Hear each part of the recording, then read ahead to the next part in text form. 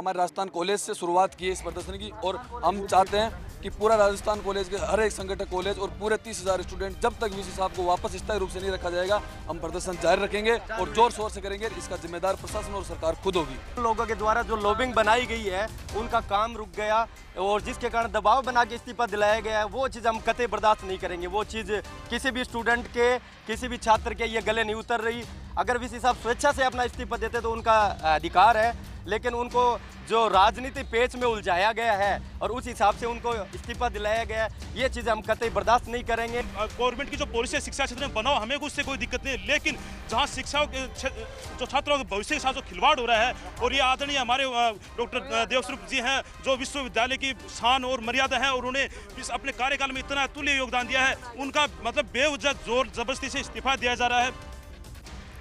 एक और तस्वीर का रुख हमारे सामने आता है। ब्रेक पर जाने से पहले चर्चा हो रही थी गड़बड़ियों को लेकर, तो मानचंद जी खंडेला आपने ये सवाल उठाया, मैं आपसे अब ये जानना चाहता हूं, तो अगर इस आधार पर इस्तीफा हो गया तो फिर क्या हेल्थ यूनिवर्सिटी के कुलपति का इस्तीफा पहले नहीं लिया जाना चाहिए था? बहुत पहले हो जाना चाहिए था। फिर क्या कारण लगता है आपको, क्यों नहीं हुआ इस्तीफा? कहीं ना कहीं पे पेच पड़े होंगे, अपने आदमी को नहीं हटाना है, मानते हैं राजनीतिक गठजोड़ उनका हो गया होगा। बिल्कुल बिल्कुल ठीक है। और यही जो है जोधपुर में सब कुछ हो गया, यानी प्रमाणित हो गया कि अनक्वालिफाइड को क्वालिफाइड बना दिया आपने, उसके बावजूद उनका कुछ नहीं बिगड़ा। ये बात पॉलिटिशियन से पूछनी चाहिए कि आप किसी को छोड़ रहे हैं और किसी को जो है नकार रहे हैं, क्यों?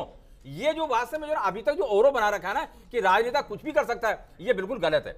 और जो विद्यार्थियों ने जिस प्रकार की बात ये कह रहे हैं, सब वास्तव में राजनीति यहां पर हो रही है, तो राजनीति जो पहले हो रही थी उसके बारे में आपने नकार दिया, अब हो रही है उसका आप स्वीकार नहीं कर रहे हैं। मैं 2-3 बातें यहां पे कहना चाह रहा हूं जी। कुलपति वास्तव में नरेश जी बिल्कुल सही कह रहे हैं कि कॉन्शियस जो है बनाने में माहिर होना चाहिए, और अगर वो पूरी तरह से एडमेंट रहेगा, मैं कहूं वही सही बाकी गलत। पूरे कार्यकाल में ये सुनने को पढ़ने को मिला कि कुलपति किससे मिलता नहीं है।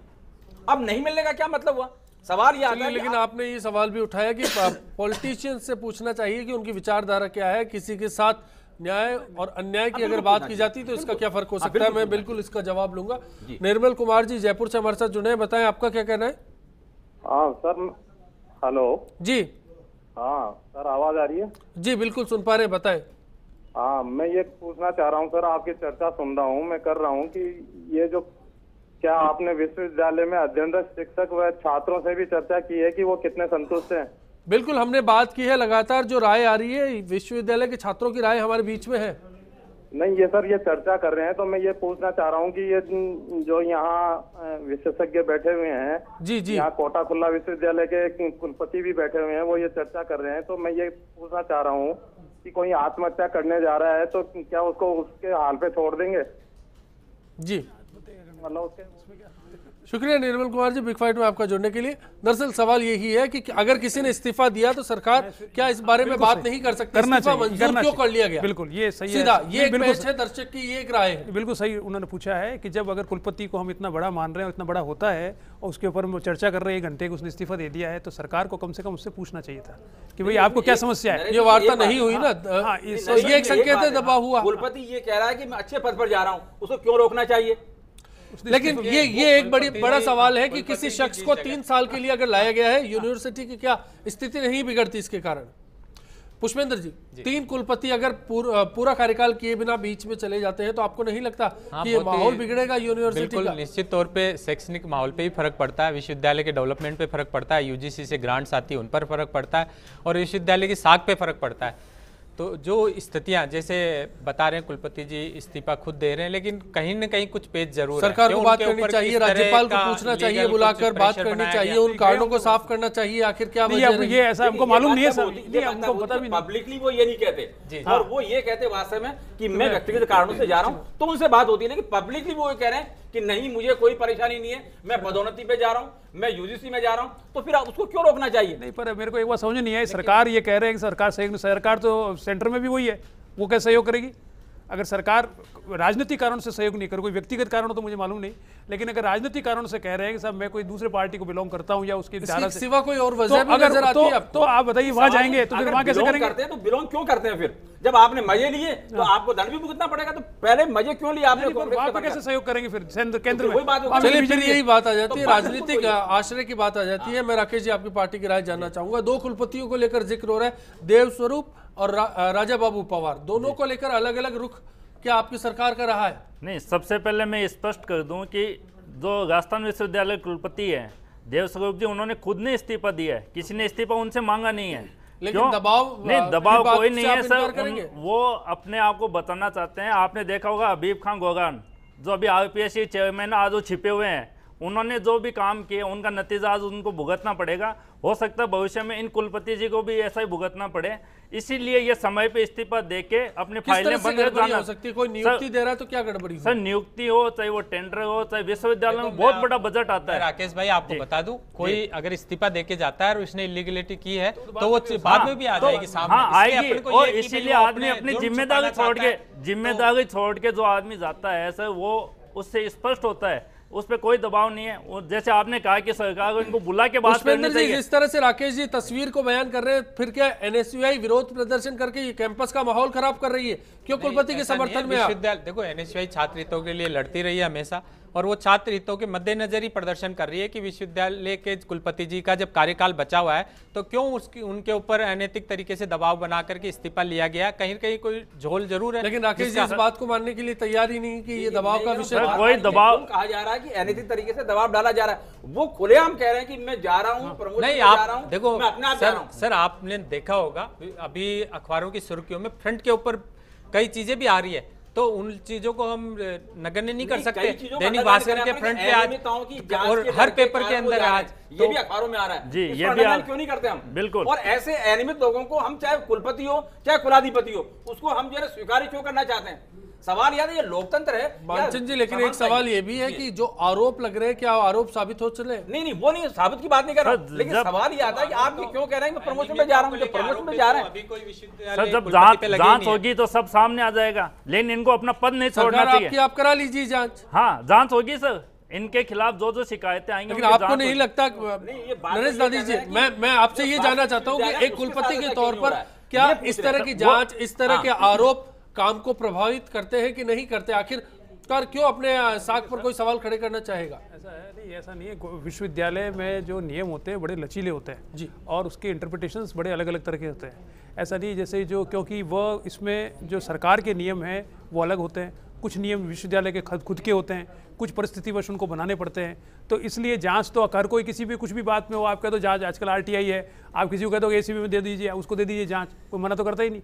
और विश्वविद्यालय में जो इस प्रकार की स्थिति, जितनी फ्रीडम होती है, उस फ्रीडम का यूज लोग करते हैं। तो इसलिए किसी को ये कहना कि साहब इसकी जांच हो रही है इसलिए भाग रहा है, तो मैं मानता नहीं इस तरह की बात। जांच होना या नहीं होना, देखिए साहब, इससे न तो ये सिद्ध होता है, कोर्ट में भी तय होने पर सुप्रीम कोर्ट तक तय हो जाता है, तब भी तय नहीं होता। आप बताइए, चीफ मिनिस्टर्स हैं, वो जेल में रह रहे हैं, फिर भी लोग वोट दे रहे हैं और कह रहे क्या जांच है, आपकी सब जांच गलत है, आप किसको तय करोगे?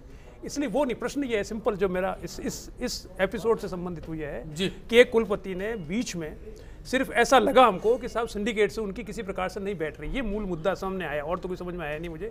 और उस कारण से, अब उसके कई कारण हो सकते हैं, उस कारण से उसने इस्तीफा दिया। इसमें मैं मानता हूं कुलपति का काम कहीं ना कहीं राजनीतिक दखल से भी प्रभावित हो जाता है। राजनीतिक दखल से आपको, राजनीतिक दखल तो हर जगह होती है और आपको झेलना पड़ता है और आपको उनसे इंटरेक्ट करना पड़ता है। राजनीति का मतलब कोई गलत नहीं है। मान लीजिए कोई जनता का प्रतिनिधि है, उसकी जनता के उनकी कोई प्रॉब्लम्स है, तो वो बताएंगे किसको?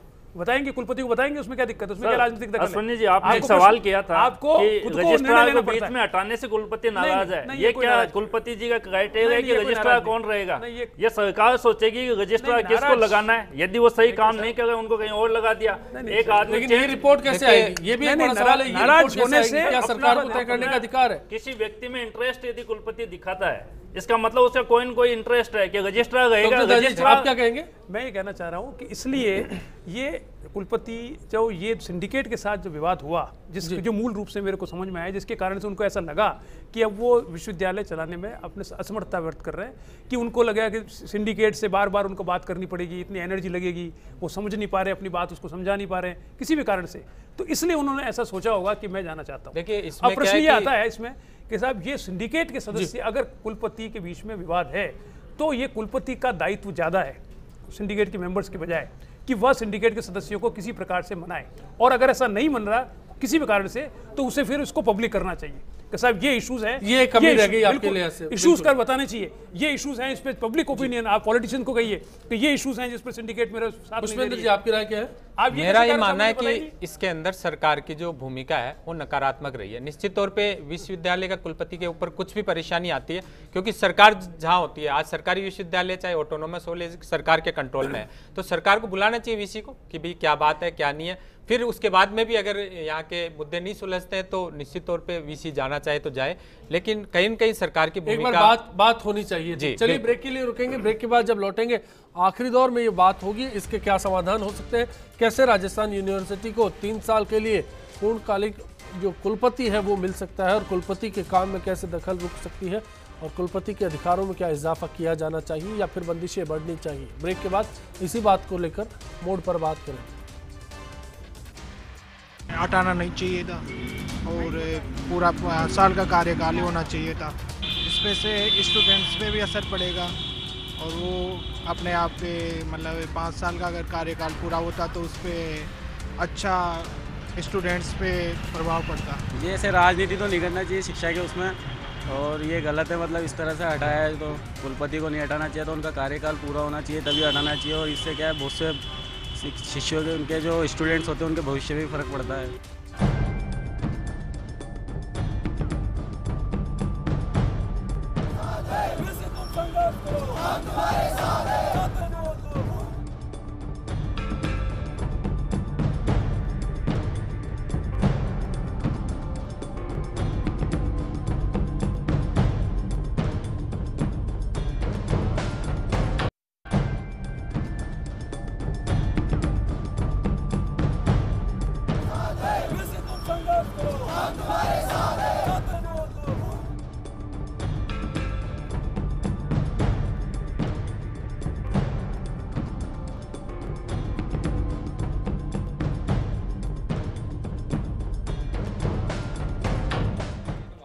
कैंपस की राजनीति, इसी से जुड़ा आज हमारा सवाल है, कुलपतियों की नियुक्ति में क्या राजनीतिक दखल सही है? आपसे ये सवाल आज हमने पूछा, आपकी राय मिली।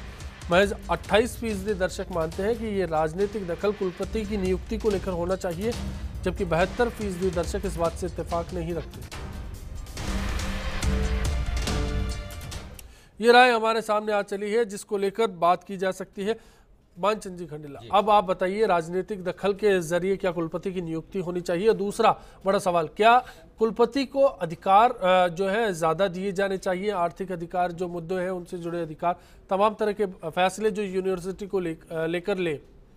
देखिए, मैं ये कहना चाह रहा हूँ, कुलपति को एक अधिकार दे देना चाहिए कि आपको ग्रांटी नेट का 1 नया पैसा नहीं मिलेगा और आप जो है पूरे विश्वविद्यालय को अपने तरीके से चलाइए। आप सवाल, अगर आप में मेरिट है, अपने आप में काबिलियत है, सेंटर ऑफ एक्सीलेंस है, तो फिर आपके कोर्सेज बंद क्यों हो रहे हैं? बल्कि कोर्सेज तो ज़्यादा चलने चाहिए। तो ये मेरा पहला तो प्रश्न ये है जिसका उत्तर मैं कहना चाह रहा हूँ, आप पूरी तरह से इसको ऑटोनोमस बना दीजिए और जो है 1 नया पैसा भी नहीं दिया जाना चाहिए। एक बात। दूसरी बात मैं कहना चाह रहा हूँ, जहाँ तक राजनीतिक जो है हस्तक्षेप का सवाल है, राजनीति अपनी रग रग में समाई हुई है। कुलपति राजनीतिकों के शरण लेकर अगर आता है तो राजनीतिकों के कारण उसको जाना भी चाहिए, ये भी मैं कहना चाह रहा हूं। और तीसरी जो सबसे महत्वपूर्ण बात मैं ये कहना चाह रहा हूं, कुलपति को अपने स्तर का हमेशा ध्यान रखना चाहिए। मैंने ऐसे ऐसे कुलपति भी देखे हैं यहाँ पर जिनको बहुत बढ़िया कुलपति कहते हैं, लेकिन विद्यार्थियों को अपने नियंत्रण में रखने के लिए उन्होंने जो है ना स्टीयरिंग चलाई है ट्रक की, जिससे ही विद्यार्थी का ये स्ट्रक्चर नहीं है उनका। और कम से कम एक बात ये भी, जिनको हम विद्वत कहते हैं ना, जिनको हम एकेडमिशियन कहते हैं, उनको होना चाहिए। और मेरा ये कहना है कि मैं एक एग्जांपल देना चाह रहा हूं, राजस्थान विश्वविद्यालय में आज की तारीख में एक भी प्रोफेसर नहीं है। सारे के सारे जो हैं वो एक समय के बाद में बन जाएंगे प्रोफेसर, और ऐसे प्रोफेसर बनकर ही कुलपति बने। तो मैं ये कहना चाह रहा हूं, उनके इस बारे में ख्याल रखा जाना चाहिए। राकेश जी, मैं आपके पास आता हूं, आपसे जानना चाहता हूं कि राजनीतिक जो दखलंदाजी है उसकी बात की जा चुकी है, वो नहीं होना चाहिए, सब मानते हैं, लेकिन दूसरी बड़ी तस्वीर है कि इस तरह की नियुक्तियों को क्या सोच समझ के लिया जाना चाहिए? अब जो अगली नियुक्ति होगी उस पर क्या राय होगी आपकी? सर, बिल्कुल सोच समझ के लिया जाना चाहिए।